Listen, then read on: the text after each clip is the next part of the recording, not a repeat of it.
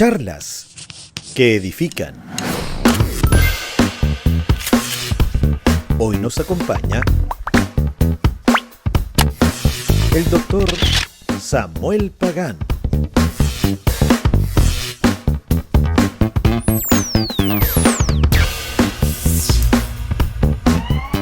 Samuel Pagán es un destacado biblista puertorriqueño, autor de más de 50 libros ligados a temas ministeriales, pastorales, exegéticos y teológicos. Es un ministro ordenado de la Iglesia Cristiana Discípulos de Cristo, y su destacada trayectoria ministerial lo ha llevado a enseñar y predicar en cientos de países y ciudades alrededor del mundo, siendo decano, presidente y profesor de Biblia en seminarios, universidades, en Puerto Rico, Estados Unidos, Europa e Israel. Posee un bachillerato en Ingeniería Química, maestrías en Divinidad y Teología en doctorados en Literatura Hebrea y Teología y estudios postdoctorales en Arqueología y Geografía Bíblicas, Lingüística y Antropología.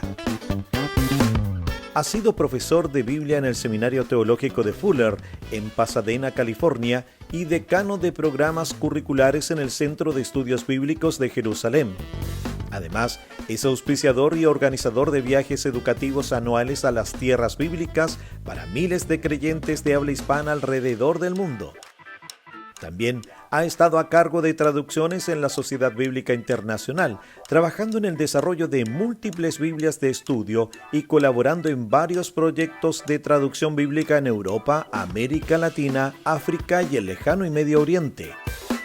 Dentro de sus obras más destacadas se encuentran Jesús de Nazaret, el Rey David, la Biblia hebrea, las parábolas de Jesús, Gran Diccionario Enciclopédico de la Biblia, los Salmos, Apocalipsis, Introducción a la Biblia hebrea, Historia del Israel bíblico, Isaías, Comentario exegético, entre muchos más. Además, dentro de los proyectos bíblicos en los que participó como editor, se encuentran la Biblia Reina Valera 1995, Biblia Plenitud, Biblia Ilumina, Biblia de Estudios, NBI, Peregrinajes Transformadores por las Tierras Bíblicas, entre muchos otros. El doctor Samuel está casado con la doctora Noemí Pagán. Tiene 2 hijos, 3 nietos y 1 nieta. Actualmente el doctor Samuel Pagán vive junto a su esposa alternadamente en Jerusalén y en Orlando, Florida. Hoy charla junto a nosotros el doctor Samuel Pagán. ¿Cómo les va a ustedes? Muy bien, gracias al Señor. Le damos la bienvenida y por favor usted puede saludar, querido doctor Samuel Pagán, a todos nuestros hermanos que nos están viendo a través de las redes sociales. Saludos cordiales en el nombre del Señor Jesucristo. Y les saluda su buen hermano y amigo, el doctor Samuel Pagán, desde el norte de Orlando, Florida. Aunque quisiera estar en Chile, que tanto amo, me gustaría llegar el día de hoy a la carretera del fin del mundo. En lo último, frente al estrecho de... donde he estado varias veces y casualmente con las iglesias bautistas y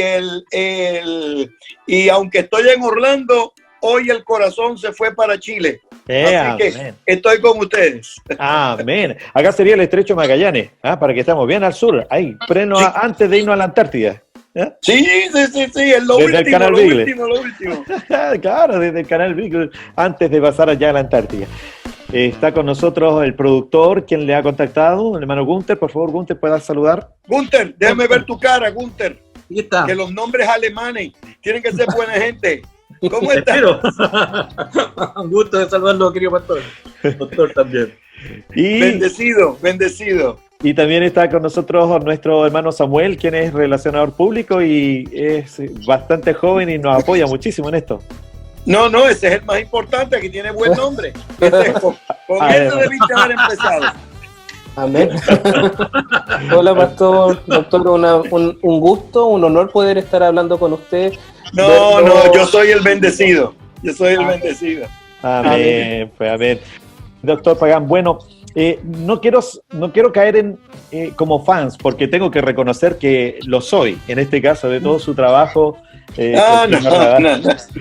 Así que se me va a salir algo de los fans, ¿no? De los fans. No te preocupes. Pero me gustaría, ya que estamos compartiendo ahora tan coloquialmente, con todo lo que estamos viviendo en la actualidad, con esto de la pandemia, los expertos dicen que en 100 años no había ocurrido algo tan dramático como lo que estamos viendo en estos días.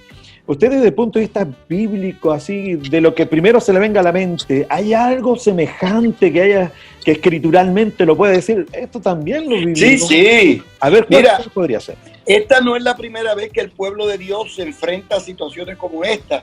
Por ejemplo, donde ha tenido que haber cuarentenas. Y la primera de ellas es con las plagas de Egipto.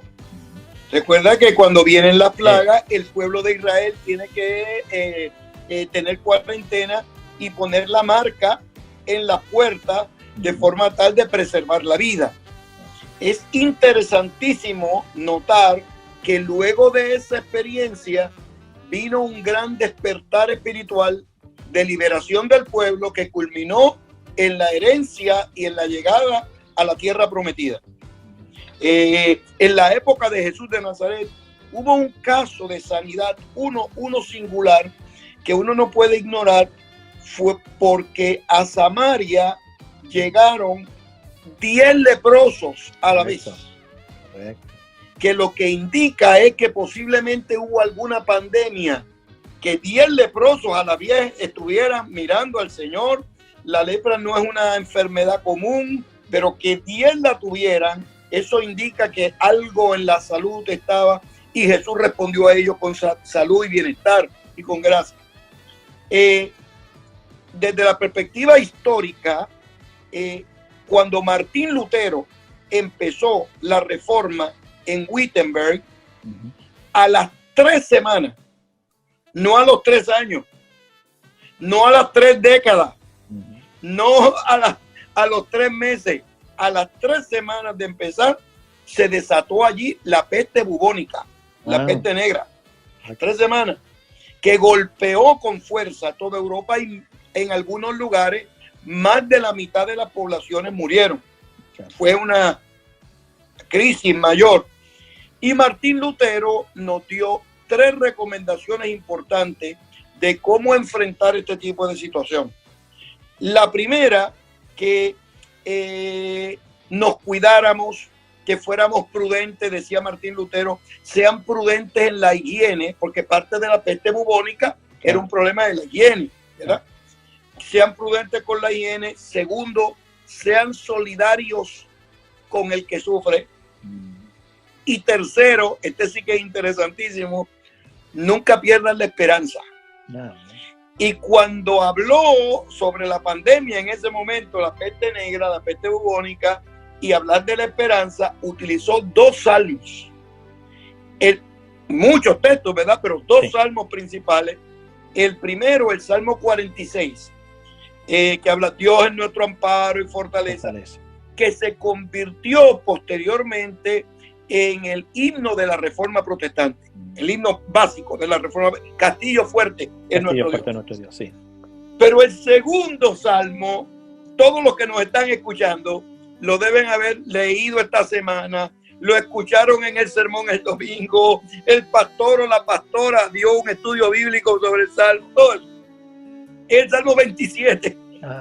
Martín Lutero afirmaba el Salmo 27 y decía que el Señor es mi luz y mi salvación, de quien temeré. Se enfatizaba: aunque un ejército acampe contra mí, no temerá mi corazón. Aunque contra David se levante guerra, yo estaré confiado. Entonces, ese salmo le dio a Martín Lutero sentido de esperanza, sentido de gracia, sentido de futuro, sentido de porvenir. Hay una tercera instancia que fue del 1900, y después de esa pandemia vino un gran avivamiento que todavía nosotros lo recibimos. Tanto la iglesia bautista como las iglesias reformadas, las iglesias pentecostales heredan, después de la crisis de la pandemia, hubo la reforma protestante. Claro. En el 1900, del 16 al 19, hubo una pandemia fuerte en España y en América Latina, que se conoce como la peste española, gripe que después española. se supo que no venía de España, Sí. que venía de Italia, pero Sí. ese es el nombre que le dieron, ¿verdad? Le echaron la culpa a los españoles. Pero lo curioso del caso es que después de la peste hispánica o de la peste española en el 1919, vino el gran avivamiento pentecostal en América Latina, del cual Chile es Sí. uno de los mejores representantes. Sí, claro. Tanto la iglesia pentecostal, la Santa Iglesia Pentecostal, pero también iglesias históricas, metodistas, Claro. bautistas, presbiterianos, heredaron el crecimiento de la iglesia evangélica, y hoy día Chile es un testimonio elocuente de lo que la iglesia puede ser en una sociedad. Quiere decir que esta no es la primera pandemia, no es la primera que superamos, Ujú. y no es la primera que Dios usa para bendecir al pueblo de Dios. Aleluya, amén. Es decir, deduzco de esto que lo que podría venir, y seguramente aquí Gunther o Samuel van a consultar de esto, pero lo que podría venir para la iglesia, sin duda, es algo mejor. Aunque parezca Claro. hoy complejo, pero es algo mejor, ¿sí? Yo estoy absolutamente convencido, y lo indiqué por la radio secular y por la televisión secular, en Univisión y en CNN y en los grandes canales de televisión, Sí. y le he estado diciendo que este es un momento para que la iglesia se reinvente. Ahora estamos desarrollando programas como este que tú y yo Claro. estamos hablando por medio del internet, pero ha habido mucha creatividad. O sea, los pastores, las pastoras, los miembros de la iglesia, las maestras de niños, los maestros de niños. Yo veo tantos programas elocuentísimos y extraordinarios. Por ejemplo, hace como un mes, como dos meses, una iglesia en Texas, una iglesia local, no una denominación, una iglesia local en Texas, organizó un programa porque tenía problemas para reunir los niños, todo pues, de niños de 8 a 12 años. Bueno, crean un programa para ellos. El programa fue tan bueno que las iglesias, la primera semana, las iglesias de la comunidad le pidieron que les diera oportunidad, y el pastor les dio oportunidad. La tercera semana, las iglesias del estado de Texas, 3 semanas nada más, le pidieron en español y en inglés, porque era un programa bilingüe. Yeah. Se difundió a las 3 semanas. Bueno, una historia larga, corta. El día de hoy se ha convertido en el programa más útil de educación de niños Claro que y sí. niñas en la iglesia, llegando por las redes, porque ahora todo es por internet, Claro. y llegando de manera extraordinaria. Así que en Chile va a pasar algo similar. Sí, amén. A esta misma época, el año que viene, cuando hablemos, ustedes van a ver que vamos a hablar del crecimiento de la iglesia en Chile para la mismísima gloria de Dios. Amén. Gloria a Dios, así lo creemos. Gunther, tú tienes una pregunta que quieres hacerle al doctor Samuel. Sí, quizás lo voy a sacar un poco del contexto que estamos hablando, pero es una pregunta que sí o sí me debo hacérsela como traductor de textos bíblicos, influyente total. Pero la Doctor, verdad, le voy a decir la verdad. Gunther nos ha convencido de poder hacerle esta pregunta porque es algo personal. Muy bien, no te preocupes. Pero como ya no tiene así preguntando, bueno, ya, Gunther, ya. Dale, Gunther. mire, en relación a las versiones más tradicionales de la Biblia versus las versiones más modernas, usted como traductor considera que en las versiones más tradicionales los traductores, dentro del contexto que tenían, quedaron al debe? ¿Quedaron cómo? Como al debe me refiero ¿En deuda? como en deuda de una Perdón. traducción. Sí. No, mira, Esa es la pregunta. en todos lados, donde quiera que me presento, alguien tarde o temprano me pregunta ¿cuál es la mejor versión? Yo creo que eso es lo que quiere preguntar. Claro. Y yo respondo muy políticamente correcto y digo, mire, le pregunto a la persona, ¿cuál es la que tú lees, Reina Valera? Esa es la mejor. ¿Cuál es la que tú lees, Nueva Versión Internacional? Esa es la mejor. ¿Cuál es la que tú te das? Dios habla hoy, esa es la mejor. Porque la mejor versión es la que tenemos en el alma y la que comprendemos y la que tenemos. Ahora, le añado, Una vez que tú tienes una versión que tú aprecias, no confines tus estudios bíblicos a una sola versión. Ten otras, de forma tal que tengas más posibilidades de interpretación y de comprender el texto bíblico. Por ejemplo, Reina Valera, que es la que yo sé de memoria. Yo traduzco la Biblia, pero cuando estoy predicando, la que tengo, ¿verdad?, en el corazón es Reina Valera. Mi abuela era una predicadora. Nunca aceptó Reina Valera del 60, porque le habían cambiado yo no sé qué, y cómo era posible y todo. Yo claro. Siempre fue en 1909. 1909, claro. Mi hijo es un predicador. Y cuando predica, la que cita es la Nueva Versión Internacional, porque es la que tiene en el corazón. Entonces, cuando tenemos más de una versión, de esa manera podemos hacer estudios bíblicos más claros y podemos comprender el texto bíblico de una manera más amplia. Porque recuerda que Reina y Valera son producto del medievo. Las primeras traducciones de ellos fueron del 1569, luego del 1602. O sea que todo lo que estaba disponible en ese momento, ellos lo usaron.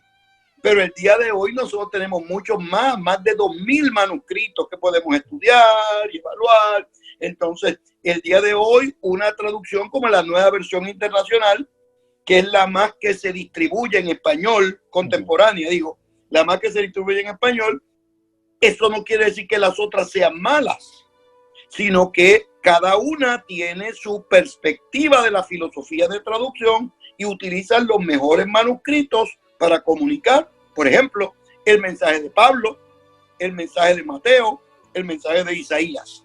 Entonces, las diferentes versiones, en vez de competir las unas con las otras, se van complementando.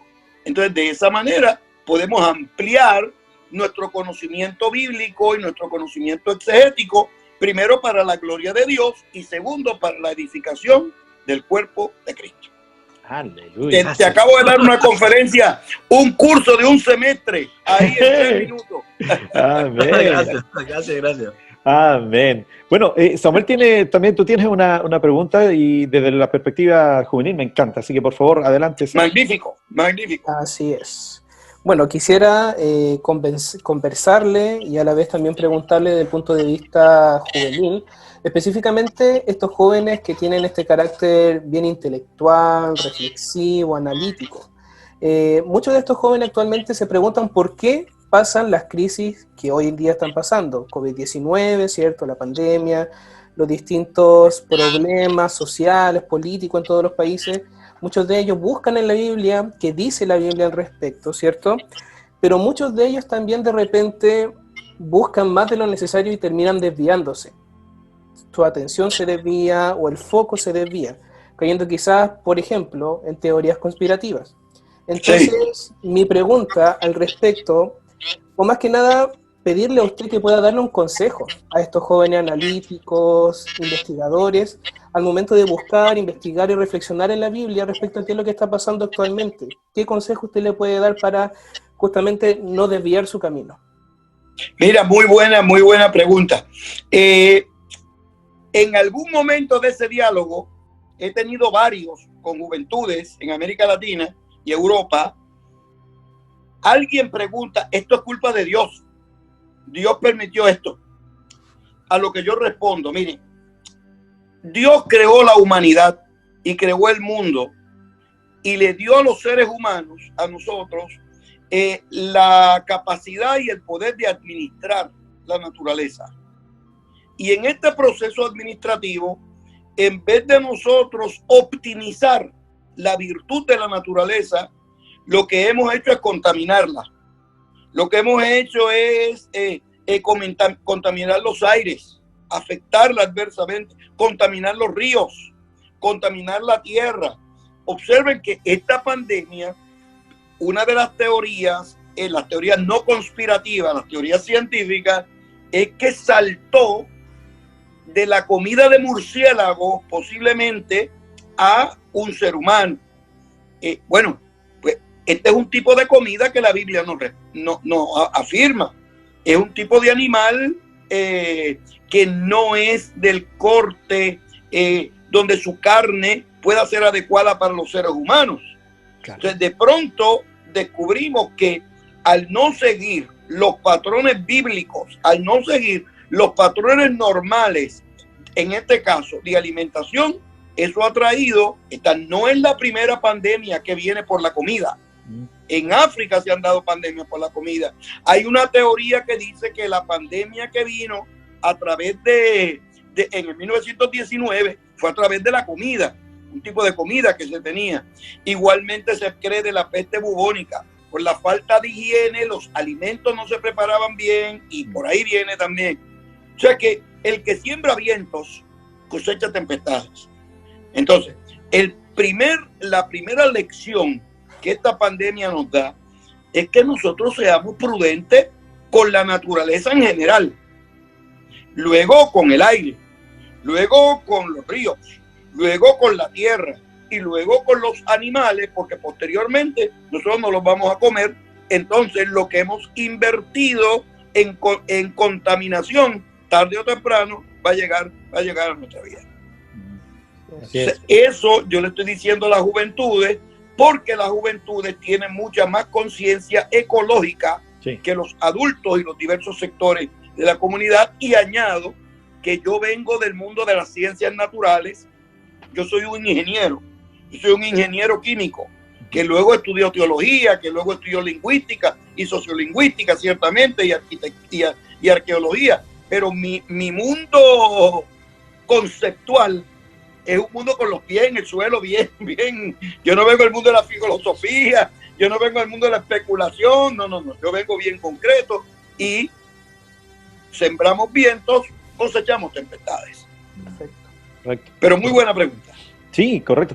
Me voy a colgar un poquitito de lo que Samuel ha planteado para poder justamente puntualizar algo que se está dando también, y es en lo escritural, porque sí que se especula muchísimo en relación a lo que usted acaba de mencionar. Pues bueno, esto es el juicio del Señor, una señal de los últimos tiempos. ¿Qué está pasando? Hay mucha especulación. ¿Y para qué vamos a decir todo lo que sale a través de YouTube o de ciertos canales sobre esta materia? Tenemos de todo tipo también de comentarios y de acercamientos a la escritura, algunos muy distorsionados. ¿Qué podemos decir a los hermanos que están buscando explicación frente a todo lo que estamos viviendo y a lo que viene por delante? Sí, mira, todas las sociedades, todas a través de la historia, han tenido que enfrentar desafíos. Chile, por ejemplo, desafíos de terremotos. Sí. Yo vengo de Puerto Rico, sí, y nosotros tradicionalmente, este año todo se ha cambiado, pero tradicionalmente tendríamos un temblor, uno cada 100, 150 años. Sí. Este año hemos tenido la tierra temblando desde diciembre 29, creo que fue 30, claro, hasta el día de hoy, todos los días. Y una vez al mes, una vez cada 2 meses, un temblor de 5 o más, que ya es un temblor, claro. Chile tiene de 8 y de 9, ¿verdad? Sí. Es uno de los lugares más importantes del mundo en términos de temblores. Pero Puerto Rico no estaba preparado para eso. Claro. Chile sí. Yo estuve en Chile en el último terremoto fuerte de 8.6, que es serio. En el 2010, claro. En un edificio. Y si mi esposa no me toca para yo despertarme, sigo feliz porque el edificio estaba preparado y entonces el edificio se movió con el terremoto y yo no sentí nada. Mi esposa estaba viendo televisión y se percató con las noticias. Lo que les digo con eso es que todas las sociedades tienen que enfrentar desafíos. Desafíos en este caso como desafíos salubristas. Salud.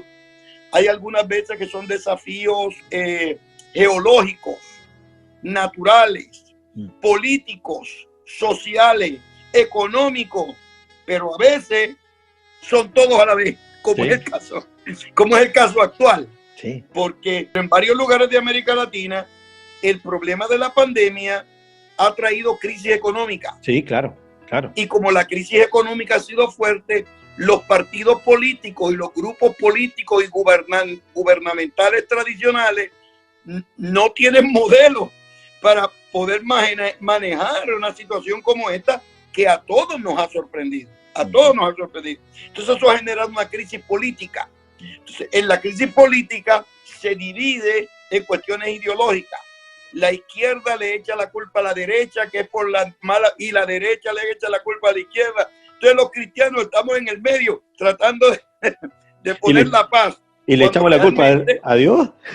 Sí, sí, exactamente. Entonces yo lo que le digo a la gente es que esto es un fenómeno novel que antes decíamos que era una vez cada 100 años. No, nos equivocamos. Posiblemente una vez cada 200 o 300 años. Esto es un fenómeno extraordinario. Ya comenzaron las vacunas, ya se está probando con los seres humanos y todo. Y se piensa que ya en Israel se va a tener la vacuna y la medicina. De forma tal que ya podamos, una vez se tenga eso, el año que viene, ya estemos lo que estamos llamando el día de hoy la nueva realidad, la nueva normalidad. Correcto. Apelamos a la misericordia y al amor de nuestro Señor, pero hay mucho nerviosismo frente a lo que viene por el futuro. ¿Qué le podemos decir allí, pastor? Mira, que los que confían en el Señor son como el monte de Sión, que no se mueven, sino que permanecen para siempre.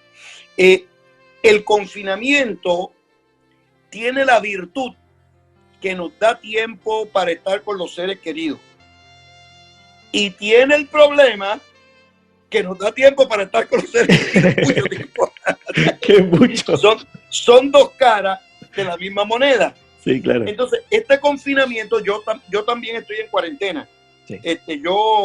Yo predico 2 veces por semana en todas partes del mundo. Pero ahora, por esta cuarentena, estoy predicando por internet, ese tipo de cosas. Y doy conferencias, los cursos que doy. Pero esto es un fenómeno nuevo que requiere que nos preparemos para eso. Esto ha traído ansiedad en el hogar, violencia doméstica, los problemas interfamiliares entre esposos que estaban más o menos callados porque él se iba por la mañana y regresaba tarde en la noche. Claro. Ahora ha explotado intrafamiliar. El gran problema que han tenido muchas personas, especialmente en América Latina, donde se tiene la casa grande y la casa chiquita, donde hombres tienen más de una mujer. El problema es en cuál de las casas va a pasar la cuarentena. O sea, hay una serie de implicaciones éticas y morales que ha golpeado con fuerza. Esto pasa en todas partes del mundo, pero ha golpeado con más fuerza en América Central, donde ese fenómeno en Nicaragua, en El Salvador, tiene un elemento alto, una historicidad, una realidad alta. O sea que la pandemia ha sacado lo peor de nuestras angustias, pero al mismo tiempo ha sacado lo mejor de nuestros testimonios. Entonces, en este momento donde sale lo más profundo de nuestro ser, nosotros estamos afirmando que la gente que tiene esperanza y la gente que confía en el Señor tiene la capacidad, número 1, de superar la crisis, pero número 2, tan importante como el primero, porque confían en el Señor, en convertirse en modelos y en testimonio de cómo enfrentar la crisis en medio de la sociedad. Amén. Recientemente en un programa de televisión secular, uno de los entrevistadores me dice que por qué yo estaba tan sobrio, tan calmado. Y no, yo no estoy sobrio y calmado, yo estoy normal. Porque los que viven confiados en la gracia divina, amén, actúan, respiran y sobre todo yo le explicaba a ese periodista que dan por gracia lo que por gracia han recibido. Entonces nosotros hemos estado toda una vida recibiendo amor y entrevistas de televisión y entrevistas de radio. Ahora estamos devolviéndole con sobriedad, que la gente sea sobria, que sea prudente, que espere, que no se desespere. Este es el momento para funcionar con mucha calma y con mucha sobriedad. Amén, amén. ¿Y a los pastores qué les diríamos? Yo soy pastor y ahora estamos haciendo muchos esfuerzos. Mira, los pastores son los más que están trabajando todos estos días. Mucho, ¿cierto? Porque mira, tienen que seguir aconsejando. Sí. Tienen que seguir visitando por teléfono y por internet. Tienen que seguir preparando los estudios bíblicos, preparando los sermones, preparando todo al mismo tiempo. Y el día tiene solamente 24 horas. Sí, claro. Entonces, la labor de los pastores se ha triplicado en estos días. Y yo lo que le digo es que sean prudentes, mantengan la salud mental e incorporen el liderato de la iglesia en el elemento educativo, en el elemento de predicación, en las visitas, por teléfono, por internet, de forma tal que la congregación se sienta atendida y pastoreada. Amén, amén. Bueno, usted tiene más de 30 títulos que podría ahora recomendarnos. No. De mucha literatura. Pero ¿y Jesús de Nazaret? Es como para un libro empezar a verlo, ¿no? Ahora aquí con la iglesia. Mira, tú sabes que yo escribí ese libro de Jesús de Nazaret. Sí. Yo le debía ese libro. Mi mundo es el mundo de la Biblia hebrea. Sí. O sea, yo lo que estudié fue literatura hebrea en una escuela rabínica y en Princeton. Entonces, pero yo le debía ese libro a mi abuela y a mi mamá. Entonces, cuando lo escribo, pues yo pensé que todos los escritores pensamos que ese libro va a ser el mejor. Lo que yo no esperaba es que fuera recibido tan extraordinariamente bien. Se han distribuido cientos de miles de copias en toda América Latina, en Europa y todo. Este año de cuarentena, en febrero empezó todo, final de febrero. Como me di cuenta que íbamos a estar, que esto iba para largo, sí, escribí un libro primero sobre las parábolas de Jesús, que disfruté enormemente, que ya está en imprenta. Cuando acabé, en junio, el de las parábolas, decidí escribir otro libro más sobre Jesús de Nazaret, pero esta vez sobre los milagros de Jesús. Aleluya. De Jesús de Nazaret, que acabé ayer y enviamos anoche a la imprenta. Mándeme el material. Así. Que enviamos anoche.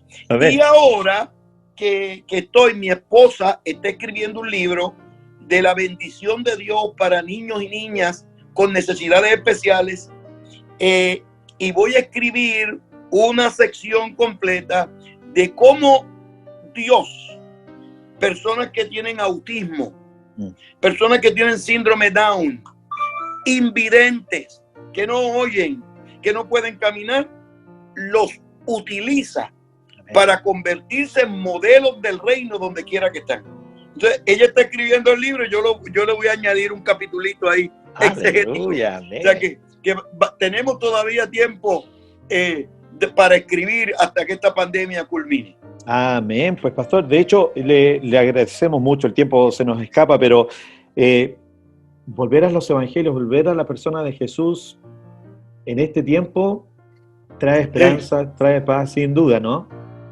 Sin duda. Recuerda que parece que Jesús de Nazaret sabía que iba a venir esta pandemia a América Latina. Sí. Porque le dice a la multitud, esto me preguntaron anoche en la televisión, ¿y cómo haría Jesús de Nazaret? Yo dije, bueno, parece que él sabía que esto venía.